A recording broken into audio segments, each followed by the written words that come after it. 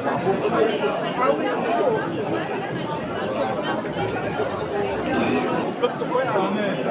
l'orange en pierresson. Hortense, C'est ça qu'il faut acheter. qu'est-ce qu'il faut acheter? Dis-moi, parle-moi de... Made in Africa, donc ma valise, un très beau livre sur l'artisanat en Afrique. C'est un beau livre pour une belle maison. Quand on a une belle maison, on a besoin d'avoir des beaux livres. Et pas que des choses...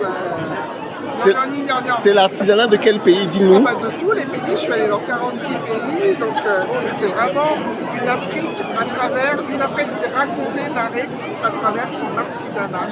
Et voilà quoi, donc franchement 40 euros à la mort pour avoir un si bel objet dans son salon.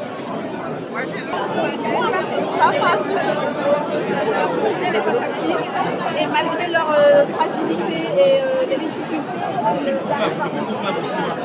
Avec Ralph. Ça se passe au Vatican. C'est récent? Ouais. Monsieur JP, comment tu vas? Ça va bien. C'est quoi ton actu?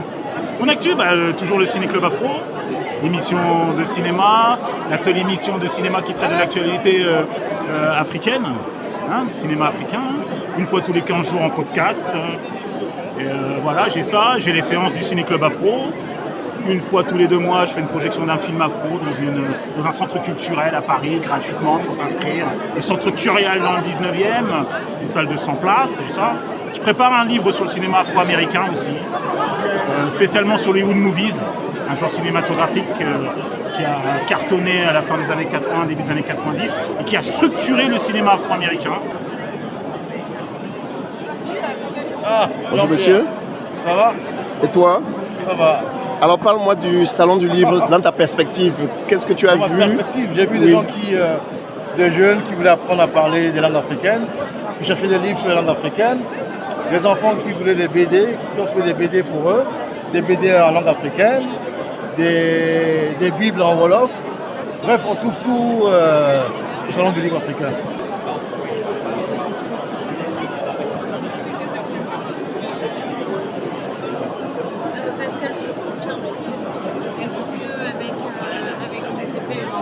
Alors, Mexique, on parle du parcours d'un étudiant camerounais qui a choisi d'aller au Mexique.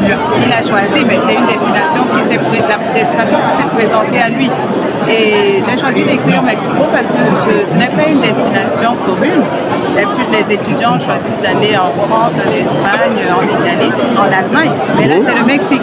Donc, vu que c'est une destination qui est peu commune et c'est une terre aussi qui n'est pas très connue, j'ai donc décidé d'écrire un livre pour parler de ce parcours-là.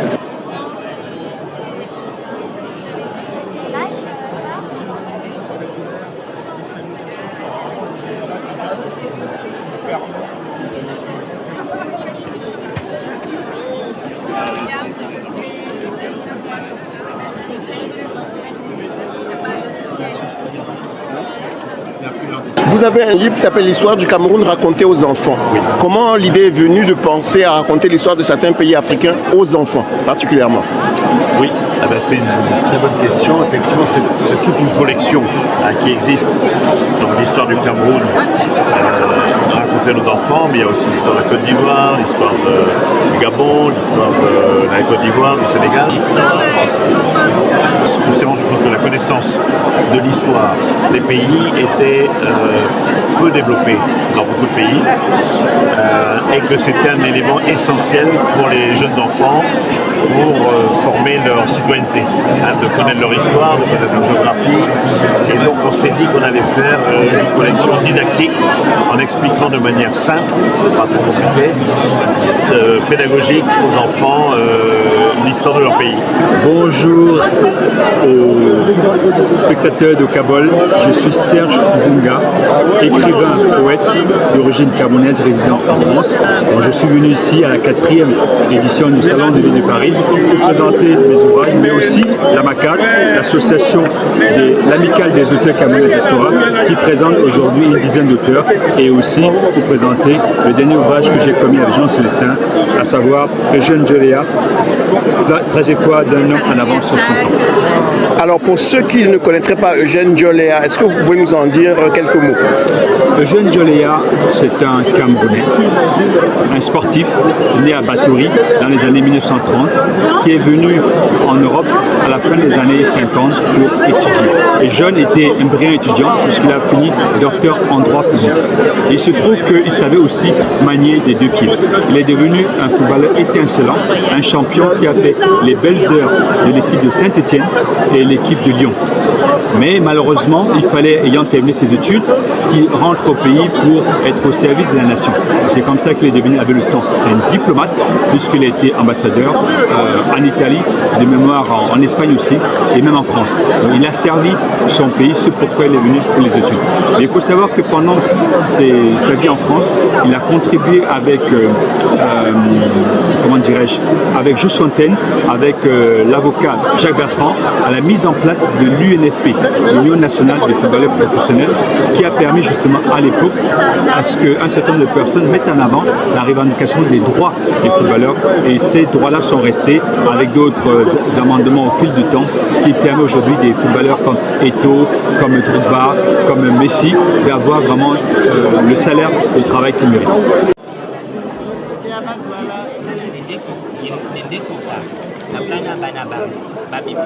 Voilà.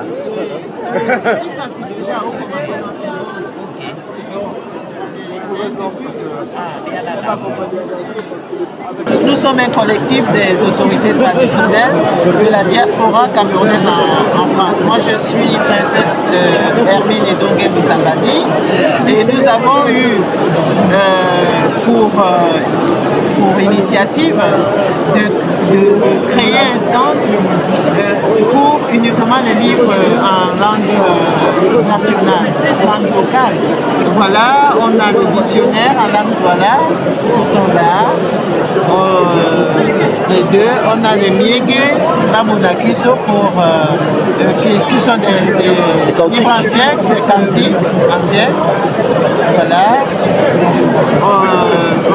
On a Luna Kaisa, c'est le petit prince de Saint-Exupéry, écrit en Batanga. On a apprendre à parler le Batanga, le dictionnaire. On a ça aussi et tout. En fait, notre message, c'est quoi? Le message, c'est pour permettre aux auteurs, aux volontaires qui savent déjà parler leur langue, de l'écrire aussi en ouvrage.